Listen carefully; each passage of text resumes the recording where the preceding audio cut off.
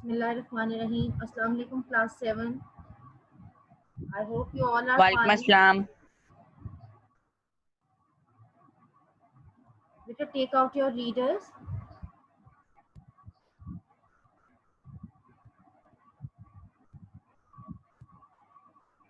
سیرت النبی باب نمبر 13.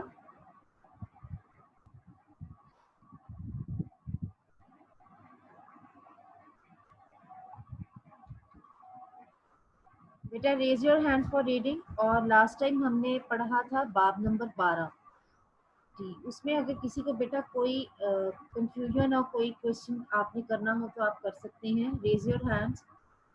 باب نمبر 12 کے بارے میں اگر آپ کو کوئی چیز سمجھ نہ آئی ہو.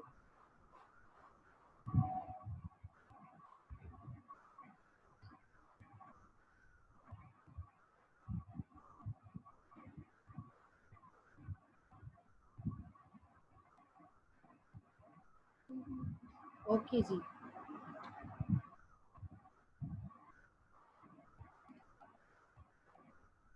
نہال بیٹا آپ ریڈنگ کریں. باب نمبر 13 پیج نمبر 101.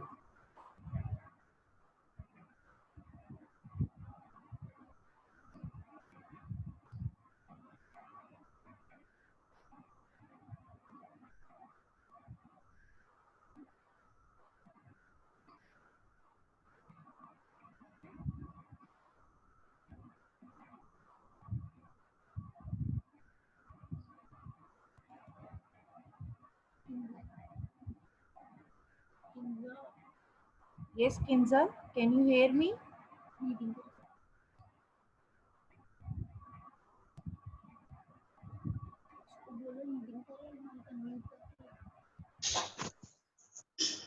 Kinza, بیٹے start reading. حضور صلی اللہ علیہ وسلم کی ساری زندگی مختلف موضوعوں اور محاذوں پر نیکی اور اچھائی Kinza, wait بیٹے. میں اوپر والا آپ کو بنیادی باتیں پڑھ کے تھوڑا سا بریف کر دوں. نیا اسلامی معاشرہ اور نئی اسلامی ریاست. بیٹا جب مدینہ ہجرت کر لی تھی نبی پاک صلی اللہ علیہ وسلم نے حضرت ابوبکر صدیق رضی اللہ عنہ کے ساتھ، تو پھر مدینہ میں انہوں نے ایک نئے اسلامی معاشرے کی بنیاد رکھی تھی اور ایک نئی اسلامی ریاست. ٹھیک ہے، تو اس لیسن میں آج ہم پڑھیں گے بنیادی باتیں جو پڑھیں گے وہ یہ ہیں: مدینہ کا معاشرتی اور سیاسی نقشہ، مہاجرین اور انصار کا معاملہ.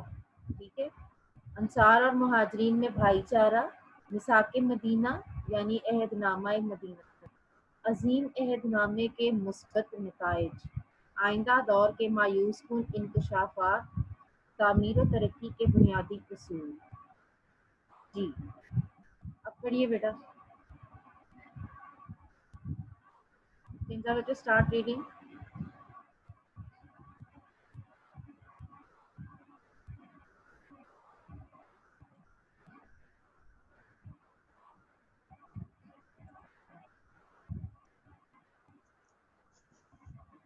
حضور صلی اللہ علیہ وسلم کی ساری زندگی مختلف موضوعوں اور محاذوں پر نیکی و اچھائی، تعمیر و ترقی کے فروغ اور بدی و برائی کے انسداد کے لیے ہر قسم کے چھوٹے بڑے جہادوں میں گزری ہے. مکی زندگی میں عہد نبوت سے 13 سال آپ صلی اللہ علیہ وسلم بدخصلت کفار سے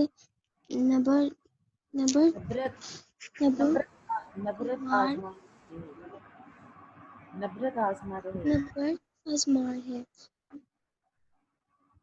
انہوں نے ایک لمحہ بھر کے لیے بھی آپ صلی اللہ علیہ وسلم کو سکھ چین سے بیٹھنے نہ دیا. انہوں نے آپ صلی اللہ علیہ وسلم کو انجام کا کار اپنا مقدس مشن کچھ عرصے کے لیے ملتوی کر کے مدینہ کی جانب تمام ہجرت کرنے پر مجبور کر دیا.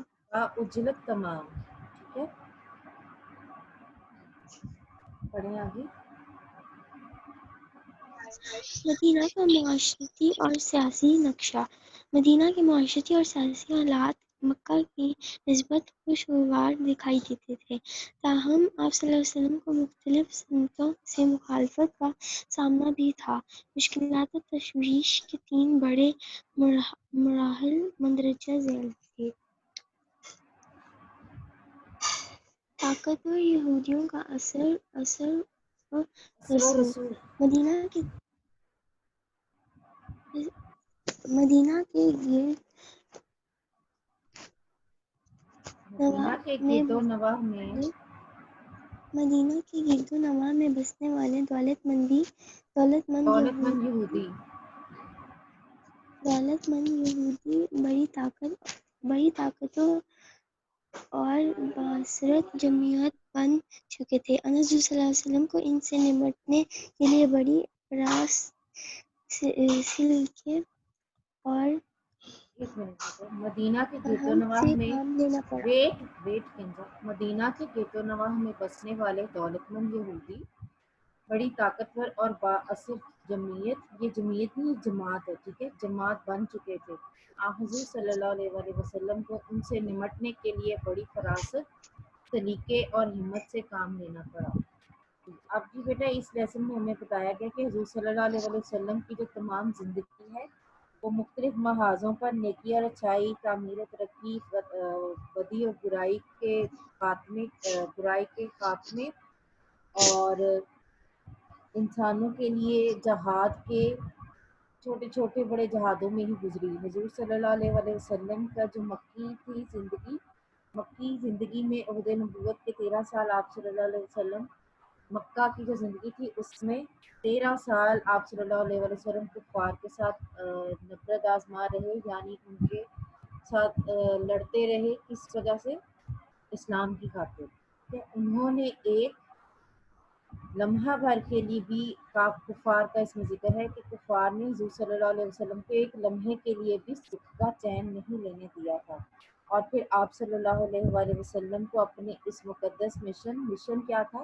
اسلام کو پھیلانا، اللہ تعالیٰ کا جو توحید کا پیغام تھا وہ لوگوں تک پہنچانے کے لیے انہوں نے مدینہ ہجرت کرنا ہی بہتر سمجھا، ٹھیک ہے۔ اب جی مدینے کا معاشرتی اور سیاسی نقشہ کیا تھا؟ اس ٹائم نبی پاک صلی اللہ علیہ وسلم نے مدینہ ہجرت کی، ادھر کے معاشرتی حالات کیا تھے اور وہاں کی سیاست کیسی تھی؟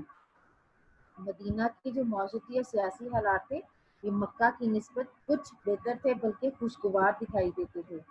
آپ صلی اللہ علیہ وآلہ وسلم کو مختلف سمتوں کی جانب سے کچھ مخالفت کا سامنا بھی تھا، ٹھیک ہے۔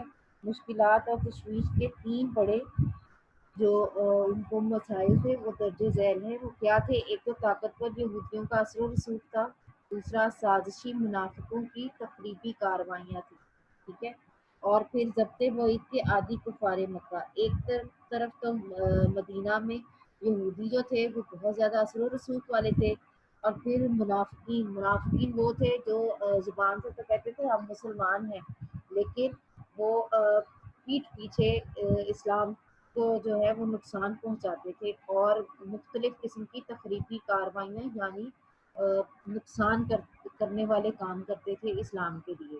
اور ضبط وعید کے عادی کفار مکہ، اور کفار مکہ بھی جو کچھ ایسے تھے جو مدینے میں بھی ان کو تنگ کر رہے تھے۔ یہ تھا مدینے کا نقشہ، ٹھیک ہے جی۔ کنزا آپ پڑھیے، آپ پوائنٹ نمبر 2۔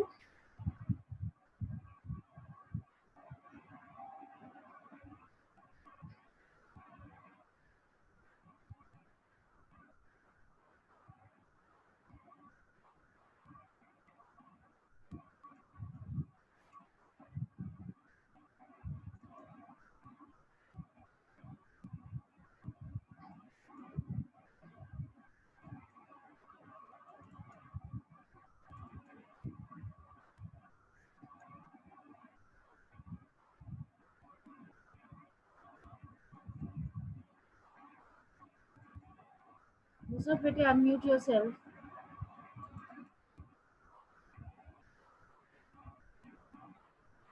یس کیا پڑھیے پوائنٹ نمبر 2۔ سازی منافقوں کی تہذیبی کارروائیاں۔ مدینہ کی ایک خاصی یوسف بیٹے سازشی ہے، سازی نہیں ہے، ٹھیک ہے۔ سازشی ہاں جی سازشی منافقوں کی تہذیبی کارروائیاں مدینہ کی ایک خاصی تعداد منافقوں پر بھی مشتمل تھی۔ بدنام عبداللہ بن ابی ان کا سرغنہ تھا۔ یہ لوگ بظاہر مسلمان نظر آتے مگر دراصل اسلام اور مسلمانوں کے سب سے زیادہ خطرناک دشمن تھے۔ پوائنٹ نمبر 3، ضبط عید کے عادی کفار مکہ۔ کفار مکہ جو دور بیٹھتے بھی مسلمانوں کو سکھ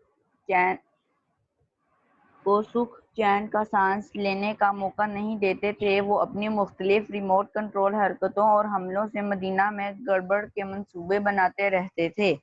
ان حضور صلی اللہ علیہ وسلم نے ان تمام دشمنوں سے مؤثر انداز میں نمٹنے کے لیے ہمیشہ اپنے خداداد تدبیر اور بصیرت سے کام لیا۔ خداداد تدبر اور بصیرت سے کام لیا۔ ویٹ مصر بیٹے میں یہ 2 پوائنٹس کلیئر کر دوں، ٹھیک ہے، پھر کنٹینیو کریں۔ مدینہ کی جو ایک خاصی تعداد تھی وہ منافقوں کی بھی، جس طرح بھی میں نے پہلے آپ کو بتایا، اس میں منافقین بھی شامل تھے۔ ایک جو بدنام عبداللہ بن ابی جو تھا وہ ان کا سرغنہ یعنی ان کا لیڈر تھا۔ یہ لوگ بظاہر تو بیٹا مسلمان نظر آتے تھے، لیکن یہ دراصل اسلام اور مسلمانوں کے سب سے زیادہ خطرناک دشمن تھے، یعنی یہ ان کے بیچ میں رہ کر ان کا سب کچھ مطلب ہر نو ہاؤ لیتے تھے اور پھر ان کو بہت زیادہ نقصان پہنچاتے تھے۔ اس کے بعد جو کفار مکہ جو تھے، جو دور بیٹھے ہوئے تھے، جو مکہ میں بیٹھے ہوئے تھے، وہ ادھر سے بیٹھے ہوئے بھی مسلمانوں کو سکھ چین کا سانس نہیں لینے دے رہے تھے۔ وہ اپنی مختلف ایسی حرکتوں سے مدینہ میں اکثر گڑبڑ کرنے، کام خراب کرنے کے منصوبے بناتے رہتے تھے۔ حضور صلی اللہ علیہ وآلہ وسلم نے ان تمام دشمنوں سے بہت ہی اچھے انداز میں نمٹنے کے لیے اپنی خداداد تدبر اور بصیرت سے کام لیا۔ خداداد تدبر اور بصیرت یعنی اللہ تعالیٰ نے ان کو ایک خاص جو سوچنے سمجھنے کی صلاحیت سے اور قائدانہ صلاحیتوں سے نوازا تھا۔ حضور صلی اللہ علیہ وسلم نے ان سے کام لیا اور ان تمام معاملات سے بہت اچھی طرح ملتے تھے۔ اب آگے پڑھیں بیٹا، مہاجرین اور انصار کا معاملہ۔ مہاجرین اور انصار کا معاملہ۔ سب سے پہلا ضروری قدم جو ان حضور صلی اللہ علیہ وسلم نے اٹھایا وہ اندرونی حالات کا استحکام تھا۔ اس دور کے مدنی مسلمان مندرجہ ذیل 2 فریقوں پر مشتمل تھے: مکہ سے آ کر بسنے والے مہاجرین، یہ وہ مصیبت زدہ مسلمان تھے جو مکہ سے نہایت ابتر حالات میں مدینہ پہنچے تھے۔ وہ اپنے پیچھے ابتر حالت میں مدینہ پہنچے تھے، وہ اپنے پیچھے اپنے عزیز و وقارب، اپنا مال و دولت، اپنے مکان اور سامان، غرضیکہ اپنا سب کچھ چھوڑ آئے تھے۔ غرض یہ کہ اپنا سب کچھ چھوڑ آئے تھے، کیونکہ کفار مکہ نے انہیں کچھ بھی ساتھ لے جانے کی اجازت نہ دی تھی۔ یہ ساری قربانیاں انہوں نے محض اللہ اور اس کے رسول صلی اللہ علیہ وسلم کی خاطر دی تھیں۔ ان کی کل تعداد 150 کے لگ بھگ تھی اور ان میں سے اکثر مفلسی اور کلاشی کی انتہائی منزلوں تک بھی پہنچ چکے تھے۔ مدینہ کے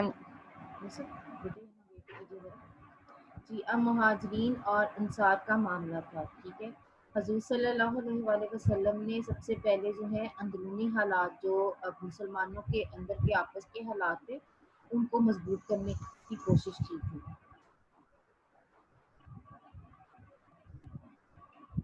تو حضور صلی اللہ علیہ وآلہ وسلم نے سب سے پہلے مسلمانوں کو 2 فریقوں پر مشتمل کر دیا تھا، ٹھیک ہے۔ مکہ سے آ کر بسنے والے مہاجرین، جو مکہ سے مہاجرین آئے تھے تو ان کے لیے حضور صلی اللہ علیہ وآلہ وسلم نے دیکھیں کیا کیا تھا۔ یہ وہ مصیبت زدہ مسلمان تھے جو نہایت ابتر حالات میں مدینہ پہنچے تھے۔ وہ اپنے پیچھے اپنے عزیز و کارب، اپنا مال و دولت، اپنا سامان، غرض یہ کہ اپنا سب کچھ وہاں چھوڑ آئے تھے اور مدینہ میں ان کی حالت بہت بری تھی۔ اور حالانکہ یہ سب لوگ اچھے گھرانوں سے تعلق رکھتے تھے، اچھے امیر لوگ تھے، لیکن سب کچھ اسلام کی خاطر، نبی پاک صلی اللہ علیہ وآلہ وسلم اللہ کی خاطر سب کچھ یہ مدینہ میں چھوڑ آئے تھے. تو کیونکہ کفار مکہ نے انہیں کچھ ساتھ لانے نہیں تھا دیا، اس کے ساتھ لے جانے کی اجازت ہی نہیں دی تھی، یہ ساری قربانیاں انہوں نے اللہ اور نبی صلی اللہ علیہ وسلم کی خاطر دی تھی. اب ان لوگوں کی کل تعداد کتنی تھی؟ 150 کے لگ بھگ تھی، اور ان میں سے زیادہ تر جو لوگ تھے وہ بہت مخلص اور کلاشی کی منزل تک پہنچ چکے تھے، یعنی ان کے پاس کچھ بھی نہیں تھا، بالکل ہی خالی ہاتھ تھے وہ. جی بیٹے اب پوائنٹ نمبر 2 پڑھیں آپ. مدینہ کے مقامی انصار. یہ وہ مقامی مسلمان تھے جو پہلے ہی سے مدینہ میں آباد تھے. انہیں انصار یا مددگار اس لیے کہا جاتا ہے کیونکہ وہ اپنے مصیبت زدہ مہاجر بھائیوں کی ہر ممکن مدد کرتے تھے تاکہ وہ مدینہ کی معیشت و معاشرت میں باعزت طور پر بحال ہو سکیں. بیٹا معیشت اور معاشرت، مشارت نہیں ہے، معاشرت ہے، ٹھیک ہے.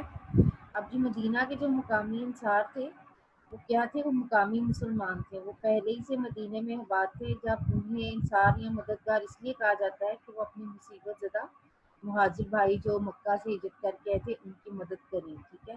اب یہ مدینہ کی جو معیشت اور معاشرت تھی یہ باعزت طور پر بحال ہو سکے جب وہ ان کی مدد کریں گے، ان کو کاروبار وغیرہ کرائیں گے، ان کو رہنے کے لیے جگہ دیں گے. تو کیا تھا کہ یہ اب اس میں بہت مدینہ بھی اب اسٹرانگ ہو جانا تھا اور ان کے بھائیوں کی مدد بھی ہو جانی تھی. اب میرے ساتھ ریڈنگ اور کون کرے گا؟ Thank you مصف.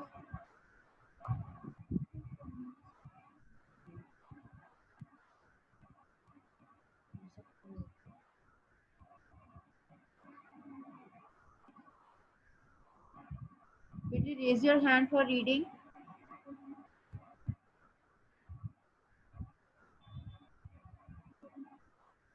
جی بیٹا روما. How are you?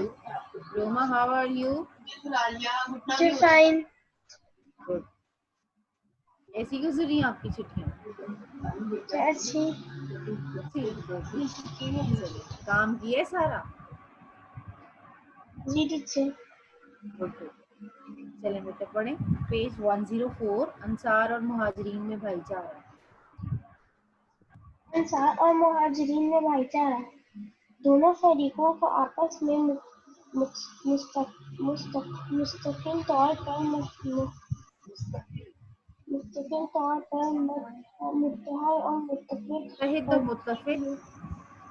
متحد اور متفق کرنے کے لیے آل رسول صلی اللہ علیہ وسلم نے ایک عہد نامہ اخوت یعنی مواخات رائج کیا. اس کے تحت انصار اور مہاجرین آپس میں سگے بھائی قرار دیے گئے. ہر انصاری کے لیے ایک مہاجر کو بھائی بنا دیا گیا. انصار نے اپنے مہاجر بھائیوں کو اپنے گھر کا آدھا ساز و سامان حتیٰ کہ ساری جائز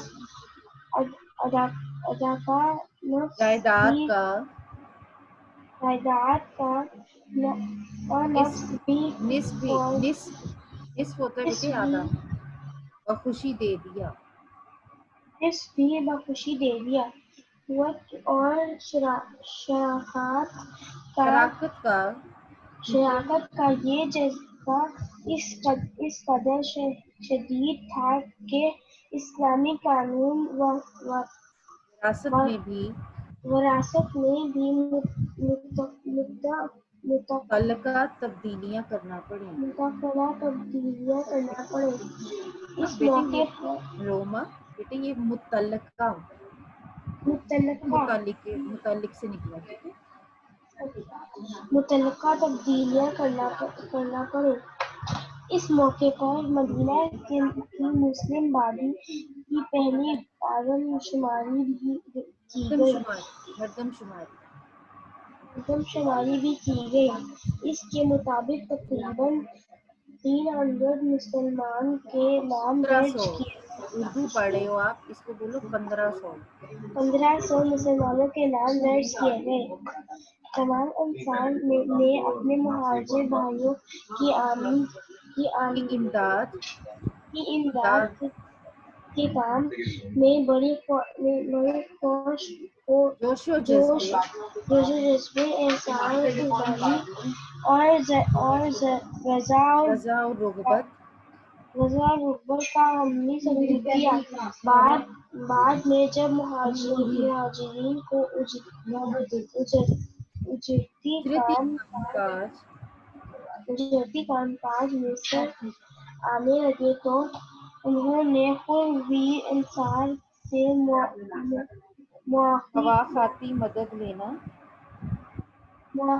مدد لینا بند کر دیا۔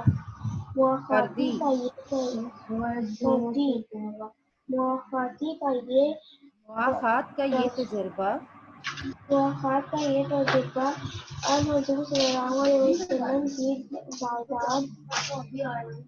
علم و فراست زیادہ فہم و فراست ایک تخلیقی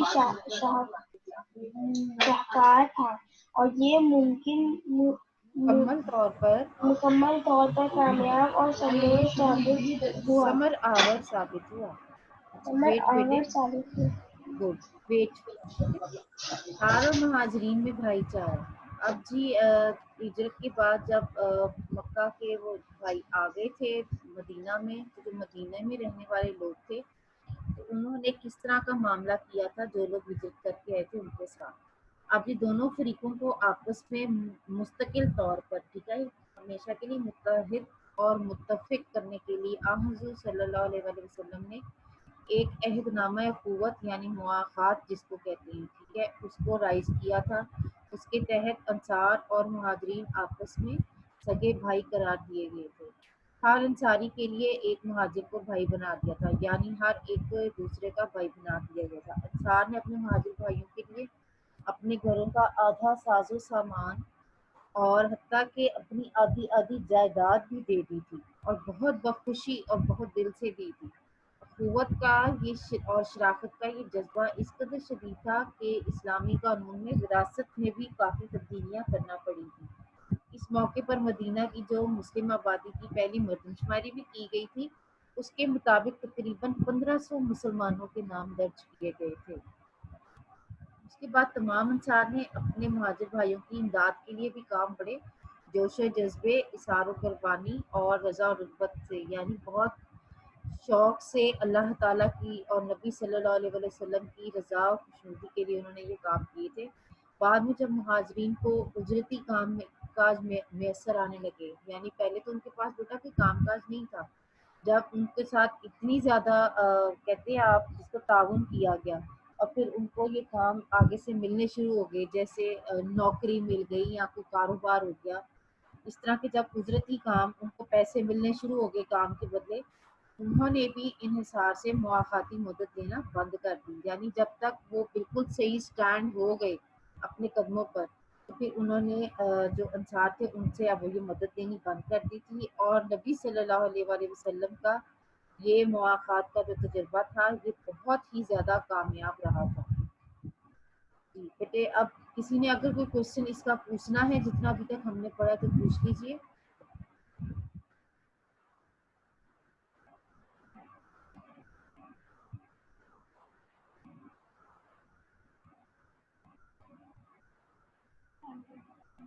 بیٹے ہینڈ ریز کریں، کسی نے اگر اتنے جتنا ابھی تک ہم نے پڑھا ہے کوئی کنفیوژن ہو کسی کو تو پوچھ لیجیے۔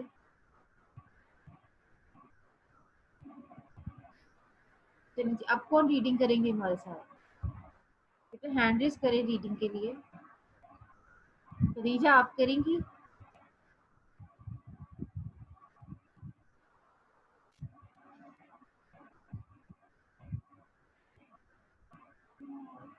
نہال آپ کیجیے۔ نہال بیٹا انمیوٹ یور سیلف۔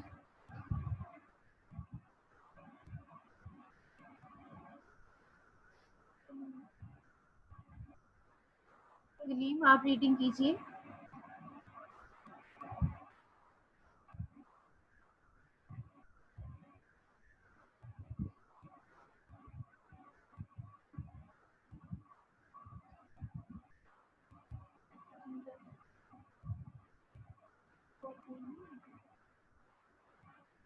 یہ کنزا آپ ریڈنگ کیجیے بیٹا.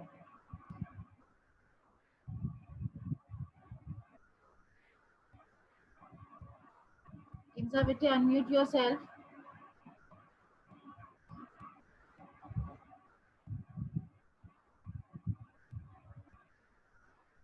مصطف are you hair?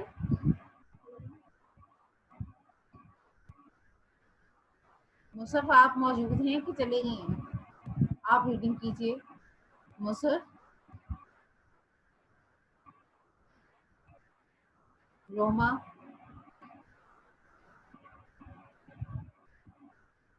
G teacher. روما بیٹے آپ کیجیے. جی ٹیچر. سب تو غائب ہو گئی. مساکی مدینہ، آپ کو روما جتنا ہم نے پڑھا ہے اس میں سمجھ آ گئی ہے بیٹے؟ جی ٹیچر. مواقعات والا سمجھ آ گیا ہے، سارا مہاجرین والا؟ جی ٹیچر. ٹھیک ہے گڈ. مساکی مدینہ، عہد نامہ مدینہ بیٹے ریڈنگ کیجیے. میثاق مدینہ ان حضور صلی اللہ علیہ وسلم بڑی شد و مرد سے نئی نوینی اسلامی ریاست کی تعمیر و ترقی میں مصروف تھے. آپ صلی اللہ علیہ وسلم کی دور ورث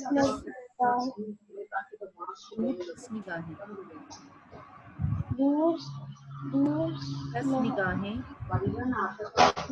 نگاہیں مدینہ کے اندر اور باہر تمام سطحوں کا مکمل احاطہ کر رہی تھی. تمام سمتوں بیٹا. سمتوں کا مکمل احاطہ کر رہی تھی. مدینہ کے نواحی علاقوں میں یہودیوں کو کافی اثر و رسوخ حاصل تھا. حاصل تھا. انہیں نظر انداز نظر انداز کر دینا یا ان سے تصادم میں الجھنا الجھنا کوئی مصلحت نہ تھی. مصلحت نہ تھی. اس طرح کے جذباتی اقدام طرح کے سنگین خطرے اور خطرات کو دعوت دینے کے مترادف تھے. حضور صلی اللہ علیہ وسلم نے مناسب سمجھا کر امن بحالی کے لیے معقول اور مؤثر اقدامات اٹھائے جائیں. یہودیوں سے کوئی بامقصد اور باخرت معنی خیز معاہدہ ناگزیر دکھائی دیتا تھا.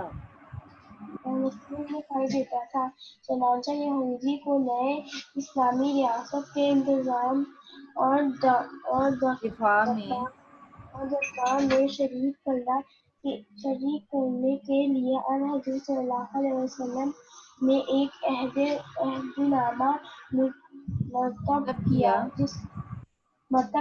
جس کے چند اہم شقیں یہ تھیں. اپنے ایمان اور مذہبوں کے بارے میں مسلمانوں اور یہودیوں کو مکمل آزادی ہوگی.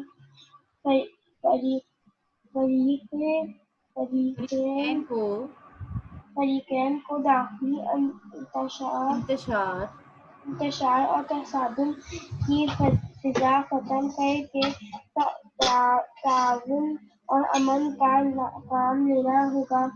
فریقین زندگی اور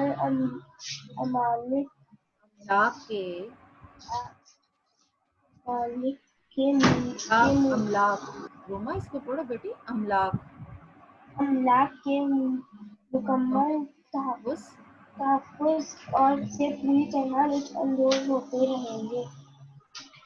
مسلمانوں پر کسی بھی حملے کی صورت میں شہر کا دفاع دونوں فریقوں کی مشترکہ ذمہ داری ہوگی۔ ویٹ بیٹے، میثاق مدینہ، عہد نامہ مدینہ۔ حضور صلی اللہ علیہ وآلہ وسلم نے جب مدینہ منورہ کی اسلامی ریاست کی تعمیر و ترقی میں مصروف تھے، آپ صلی اللہ علیہ وآلہ وسلم جو تھے وہ مدینہ کے اندر اور باہر بھی تمام حالات و واقعات سے باخبر آگاہ تھے، ٹھیک ہے۔ مدینہ کے نواحی علاقوں میں یہودیوں کا کافی اثر و رسوخ تھا، انہیں نظر انداز کر دینا بھی کوئی اچھا نہیں تھا، ان سے تصادم میں الجھنا کوئی مصلحت نہ تھی، کوئی مصلحت یعنی جو یہودی تھے ان کے ساتھ خواہ مخواہ ہی کوئی لڑائی جھگڑا کرنا بھی یہ کوئی عقل مندانہ کام نہیں تھا۔ اس طرح کے جذباتی اقدام جو تھے وہ طرح طرح کے خطرات کو دعوت دیتے۔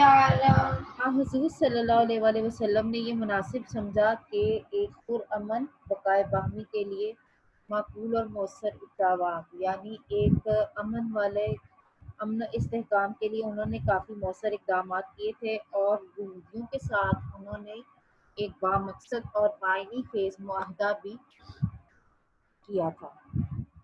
ناگزیر دکھائی دے رہا تھا ان کو معاہدہ جو تھا، چنانچہ یہودیوں کو نئی اسلامی ریاست کے نظام اور دفاع میں شریک کرنے کے لیے حضور صلی اللہ علیہ وسلم نے ایک عہد نامہ ترتیب دیا تھا، جس کی چند اہم شقیں یعنی چند اہم پوائنٹس یہ تھے جو یہودیوں کے ساتھ وہ طے کرنا چاہ رہے تھے کہ اپنے ایمان اور مذہبوں کے بارے میں مسلمان اور یہودیوں کو مکمل آزادی، یعنی آپ کا اور یہودیوں کا جو ایمان تھا، مسلمانوں کا جو ایمان تھا اور مذہب تھا، اس میں دونوں فریقین کو مکمل طور پر مذہبی آزادی ہوگی۔ فریقین کو داخلی انتشار اور تصادم کی فضا ختم کر کے تعاون اور امن سے، یعنی کسی بھی قسم کا لڑائی جھگڑا فساد کچھ نہیں کرنا اور آپس میں ایک دوسرے کے ساتھ تعاون اور امن سے رہنا۔ اب یہ فریقین زندگی اور املاک کے مکمل تحفظ سے پوری طرح لطف اندوز ہوتے رہیں گے۔ اب جب آپس میں ان کا تعاون ہوگا اور امن ہوگا تو پھر ان کی زندگیاں جو ہیں وہ پرسکون طریقے